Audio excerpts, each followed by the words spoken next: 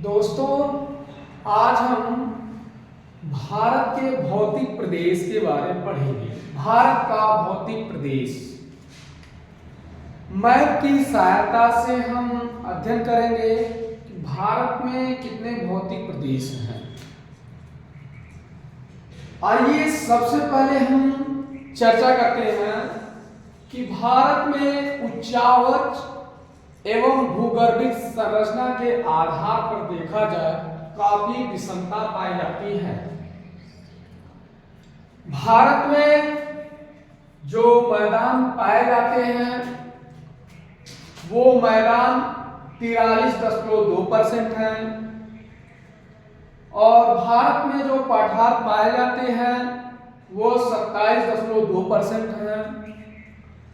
पहाड़ जो पाए जाते हैं वो 18.5% हैं।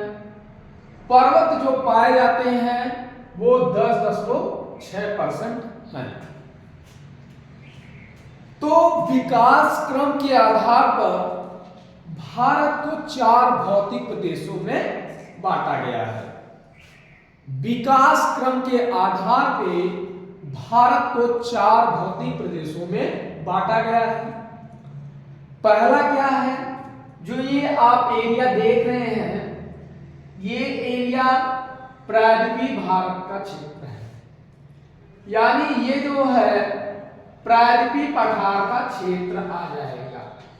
तो पहला तो ये हो गया प्रायद्वीपीय पठार, तो पहला यही हो गया, पहला पार्ट ये हो गया। अब दूसरा पार्ट क्या है, दूसरा पार्ट आप ये देख रहे हैं कि जो ये उत्तर विशाल गंगा का मैदान है, उत्तर विशाल गंगा का मैदान, ये दूसरा पार्ट हो गया। तो पहला प्रायद्वीपीय पठार, दूसरा उत्तरी विशाल गंगा मैदान। तीसरा क्या आ जाएगा, तीसरा आपका जो है आ जाएगा जो ये पर्वतीय प्रदेश है, ये जो आप देख रहे हैं ये क्या है, पर्वतीय प्रदेश। ये पर्वतीय जो प्रदेश है ये उत्तर पर्वतीय प्रदेश है, ये तीसरा आ जाएगा। चौथा में आप देखेंगे जो आपके द्वीप पाए जाते हैं, यहाँ पे जो द्वीप पाए जाते हैं, अंडमान निकोबार द्वीप समूह, लक्षद्वीप समूह, ये सब है। तो यहाँ पे आपने आपको बता दिया कि भारत के 4 भौतिक प्रदेश हैं। पहला है प्रायद्वीपीय पठार, दूसरा है विशाल गंगा मैदान, दूसरा जो हमने बताया है वो विशाल गंगा मैदान, तीसरा हमने बताया उत्तर पर्वतीय प्रदेश, चौथा बताया तट और द्वीप।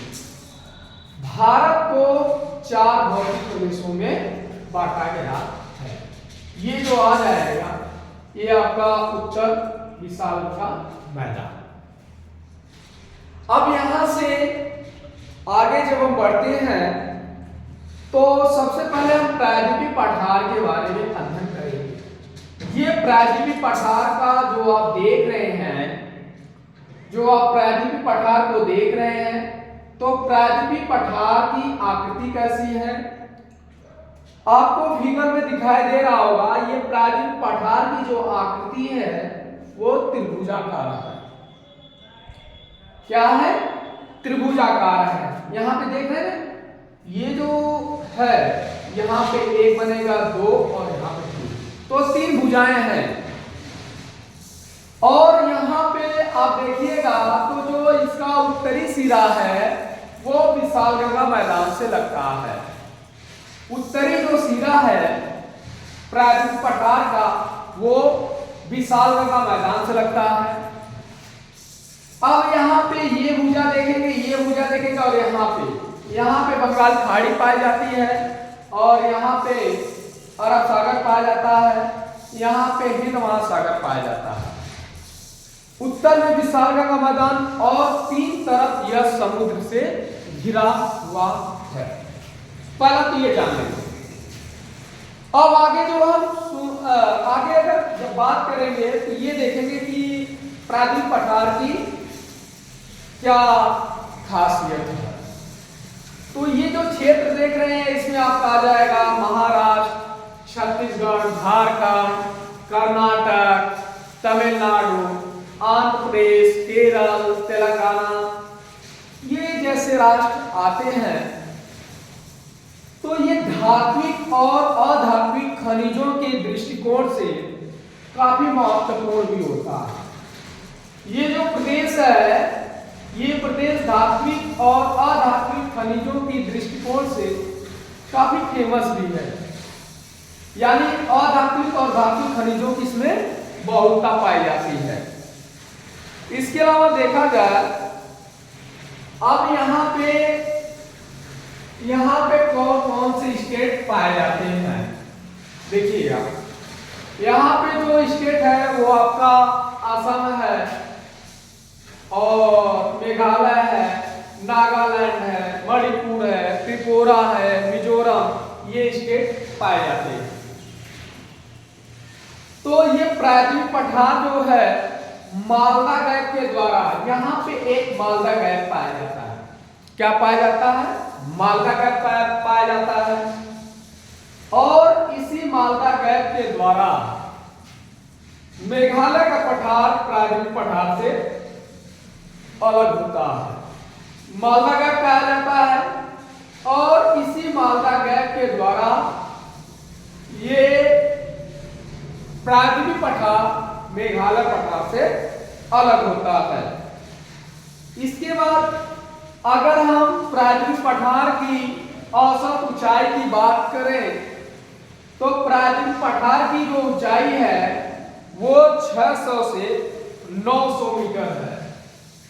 600 से 900 मीटर है। प्रायद्वीप पठार की जो ऊंचाई है वो कितनी है? 600 से 900 मीटर है। इसके बाद अब हम स्टेट की बात कर लेते हैं। ये किस स्टेट से लेकर किस स्टेट तक फैला हुआ है। ये जो प्रायद्वीप पठार है ये उत्तर में राजस्थान से लेकर दक्षिण में तमिलनाडु और पश्चिम में गुजरात से लेकर पूर्व में मेघालय पठार तक फैला हुआ है। क्या हमने बताया है? हमने ये बताया है कि ये जो प्रायद्वीप पठार का क्षेत्र है, ये प्रायद्वीप पठार का क्षेत्र उत्तर में राजस्थान से लेकर दक्षिण में तमिलनाडु तक, पश्चिम में गुजरात से लेकर पूर्व में मेघालय पठार तक फैला हुआ है। ये हमने आपको बताया है कि प्रायद्वीप पठार का विस्तार। इसके बाद आइए हम अध्ययन करते हैं। अगला जो देखना है वो प्रायद्वीप पठार में कौन कौन से पर्वत एवं पहाड़ियां पाई जाती हैं। तो अब पहाड़ियां और पर्वत जब इसका अध्ययन हमें करना है तो हम आपको बता दें, हम इसमें जो अध्ययन करेंगे वो अरावली पर्वत के बारे में अध्ययन करेंगे। इसके बारे में अध्ययन करेंगे, अरावली पर्वत के बारे में अध्ययन करेंगे। अरावली पर्वत आप देख रहे हैं कि वो गुजरात से लेकर दिल्ली तक फैला हुआ है। ये जो आप देख रहे हैं ये अरावली पर्वत है। इसके बाद जो अध्ययन करेंगे हम विंध्यन के बारे में अध्ययन करेंगे।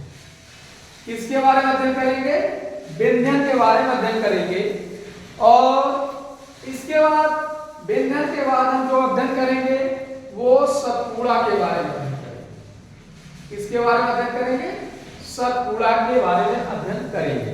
सतपुड़ा के बाद हम मैकाल के बारे में अध्ययन करेंगे। किसके बारे में अध्ययन करेंगे? मैकाल के बारे में अध्ययन करेंगे। इतना तो हमें पहले अध्ययन कर लेना होगा, फिर उसके बाद आगे बात करनी होगी। तो यहाँ से जो मोस्ट क्वेश्चन पूछे जाते हैं वो यही पूछे जाते हैं, प्रायद्वीप पठार की आकृति कैसी है? त्रिभुजाकार है। प्रायद्वीप पठार का विस्तार कहां से लेकर कहां तक है? तो आप देख रहे हैं उत्तर में विशालगढ़ का मैदान से लेकर दक्षिण में कन्याकुमारी तक है। पश्चिम में गुजरात से लेकर पूर्व में मेघालय पठार तक है। तो हम इतना अध्ययन करेंगे। अब इसके बाद अगली जो कड़ी है वो आगे हम फिर बताएंगे। और आप हमारे चैनल को सब्सक्राइब करिए, क्योंकि सब्सक्राइब जब आप करेंगे तो आपको एक सीक्वेंस से ही भूगोल की क्लास मिलेगी और सीक्वेंस से क्लास डाली जा रही है, आप देख सकते हैं। और हमारे चैनल का नाम है खटोलिया अरविंद सर ऑफिशियल। आप उस चैनल को सब्सक्राइब करेंगे। जो भी यूपी से संबंधित एग्जाम है, यूपी का जो भी एग्जाम है, उस एग्जाम में जो भी क्वेश्चन आएंगे वो इस नोट्स के अंदर से आ सकते हैं, बाहर से नहीं पूछे जाएंगे। और पीसीएस की बात करें तो उसमें 20 क्वेश्चन तो आपका आएगा और उसमें 18-17 क्वेश्चन तो निश्चित है इस नोट से मिलेगा। धन्यवाद।